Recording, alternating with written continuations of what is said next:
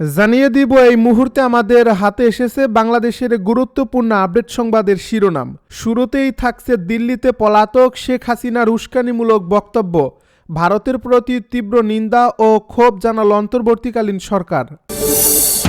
এবারে জানিয়ে দিব ভালুকায় বিএনপি ও স্বতন্ত্র প্রার্থীর কর্মীদের দফায় দফায় সংঘর্ষ, আহত ৩০।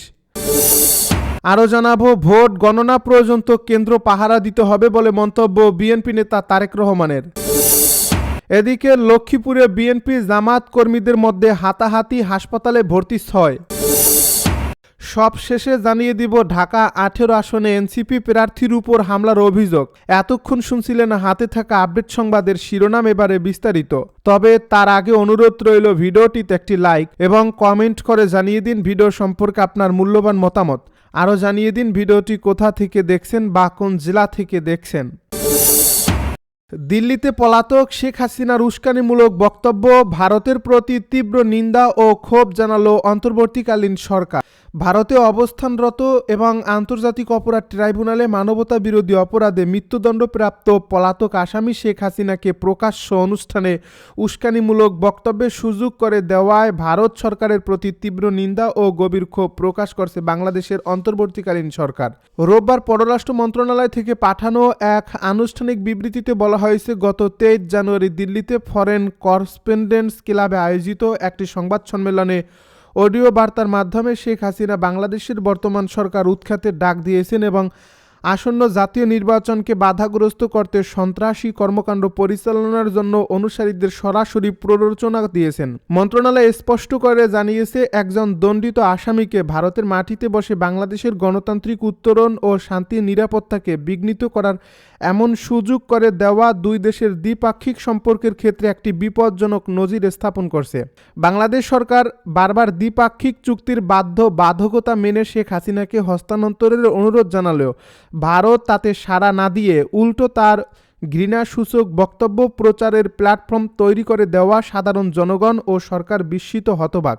এ বিবৃতিতে আরও উল্লেখ করা হয়, সার্বভৌমত্বের প্রতি সম্মান প্রদর্শন এবং অভ্যন্তরীণ বিষয়ে হস্তক্ষেপ না করার যে আন্তর্জাতিক রীতি ও প্রতিবেশী সুলভ আচরণের সংস্কৃতি রয়েছে, ভারতের এই ভূমিকা তার সম্পূর্ণ পরিপন্থী। সরকার হুঁশিয়ারি উচ্চারণ করে বলছে, নির্বাচনের আগে বা ভোটের দিন কোনো ধরনের সহিংসতা বা অশুভ ষড়যন্ত্রের চেষ্টা করা হলে সংশ্লিষ্টদের কঠোরভাবে বিচারের আওতায় আনা হবে। দিল্লির এই আচরণ ভবিষ্যতে দুই দেশের রাজনৈতিক সম্পর্কের ও পারস্পরিক আস্থাকে মারাত্মকভাবে ক্ষতিগ্রস্ত করতে পারে বলে বিবৃতিতে সতর্ক করা হয়েছে। ভালুকায় বিএনপি ও স্বতন্ত্র প্রার্থীর কর্মীদের দফায় দফায় সংঘর্ষ, আহত ৩০। ময়মনসিংহের ভালুকায় নির্বাচনী প্রচারণাকে কেন্দ্র করে বিএনপি মনোনীত প্রার্থী ও স্বতন্ত্র প্রার্থীর সমর্থকদের মধ্যে দফায় দফায় সংঘর্ষে অন্তত ৩০ জন আহত হয়েছেন। রোববার বিকাল ৫টা থেকে বাস স্ট্যান্ড ও হাবিবুর বাড়ি এলাকায় শুরু হওয়া এই সংঘর্ষ রাত ৯:৩০টায় নিয়ন্ত্রণে আনা যায়নি বলে জানিয়েছেন অতিরিক্ত পুলিশ সুপার মোহাম্মদ আবদুল্লাহ আল মামুন। প্রত্যক্ষদর্শী ও স্থানীয়রা জানায়, ভালুকা উপজেলার ভরাডোবা ইউনিয়নের নিশিন্দা বাজারে স্বতন্ত্র প্রার্থী ও উপজেলা বিএনপি সাবেক আহ্বায়ক মোহাম্মদ মোর্শেদ আলমের পক্ষে লিফলেট বিতরণ করছিলেন তার সমর্থকরা। এ সময় বিএনপি মনোনীত প্রার্থী ফখর উদ্দিন বাচ্চুর সমর্থকরা তাদের বাধা দেয়। তাদের হামলায় অপু নামে এক মোর্শেদ আলমের কর্মী গুরুতর আহত হয়ে হাসপাতালে ভর্তি হন। এর পরপরই উত্তেজনা ছড়িয়ে পড়ে এবং ভালুকা বাস স্ট্যান্ড এলাকায় উভয় পক্ষ দেশীয় অস্ত্রশস্ত্র নিয়ে সংঘর্ষে জড়িয়ে পড়ে। দফায় দফায় সংঘর্ষে পুরো এলাকা রণক্ষেত্রে পরিণত হয়। সংঘর্ষ চলাকালীন ভালুকা বাস স্ট্যান্ড সংলগ্ন ইসলামী ব্যাংকের সামনে অবস্থিত বিএনপির কার্যালয়ে ব্যাপক ভাঙচুর ও অগ্নিসংযোগ করা হয়। এছাড়া স্বতন্ত্র প্রার্থীর সমর্থক আদি খান শাকিলের অফিসেও আগুন দেওয়ার ঘটনা ঘটে। প্রত্যক্ষদর্শীরা জানান, আগুনের ঘটনায় ধোঁয়ায় আচ্ছন্ন হয়ে পড়ছে চারপাশ। ব্যবসায়ীরা আতঙ্কিত হয়ে দোকানপাট বন্ধ করে দেন। এর ফলে কার্যত পুরো ভালুকা শাটডাউন অবস্থায় রয়েছে। স্বতন্ত্র প্রার্থী মোর্শেদ আলম অভিযোগ করেন, বাটাজোর বাজারে নির্বাচনী প্রচারণা চালানোর সময় তার উপর সরাসরি হামলা চালানো হয়েছে। তিনি প্রশ্ন তোলেন, একজন সংসদ সদস্য প্রার্থীর উপর এভাবে হামলা হলে সাধারণ ভোটাররা কতটা নিরাপদ? চেষ্টা করেও বক্তব্য পাওয়া যায়নি বিএনপি মনোনীত প্রার্থী ফখর উদ্দিন বাচ্চুর কাছ থেকে।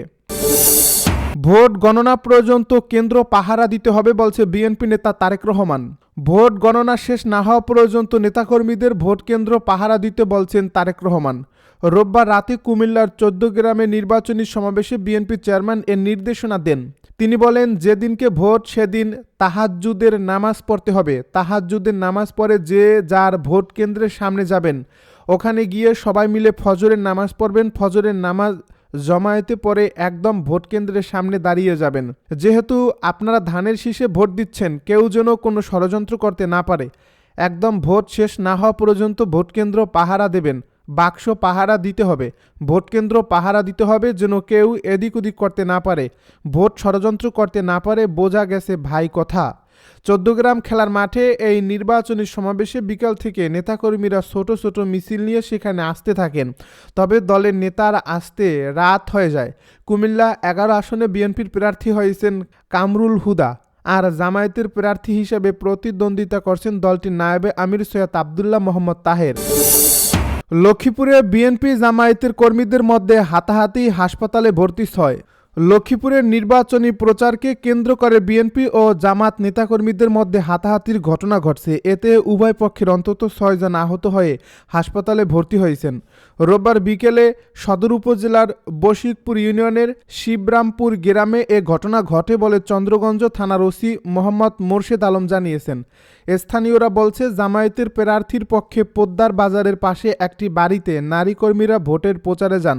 এ সময় বিএনপির লোকজন তাদের বাধা দিয়ে গালাগালি করে। খবর পেয়ে বশিকপুর ইউনিয়ন জামায়াতের আমির মাইনুদ্দিন তাৎক্ষণিকভাবে ঘটনাস্থলে যান। সেখানে ইউনিয়ন বিএনপির সাধারণ সম্পাদক ইকবাল হোসেনের সঙ্গে তার তর্ক হয় এবং এক পর্যায়ে দুপক্ষের মধ্যে সংঘর্ষ বেঁধে যায়। এ ঘটনায় আহতরা হলেন জামায়াতের নেতা মাইনুদ্দিন, কর্মী আবু তায়েব, যুব বিভাগের নেতা মোহাম্মদ তারেক, জুয়েল হোসেন, রিয়াদ হোসেন ও রুবেল হোসেন। আহতদের দেখতে রাতেই সদর হাসপাতালে যান লক্ষ্মীপুর ২ আসনের দাঁড়িপাল্লার প্রার্থী ও জেলা জামায়াতের আমির SUM রুহুল আমিন ভূঁইয়া।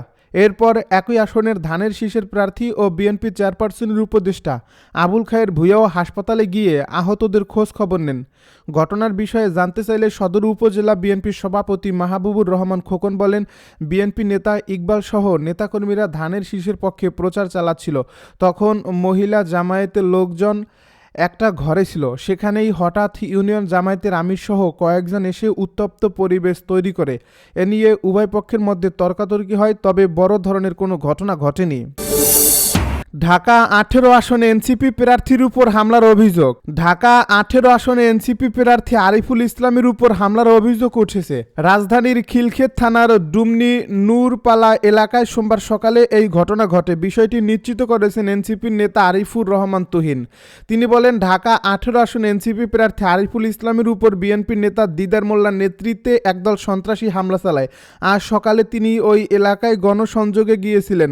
এই আসনে বিএনপির প্রার্থী SM জাহাঙ্গীর গতকালও তার নেতাকর্মী আমাদের সমর্থকদের হেনস্থা করে।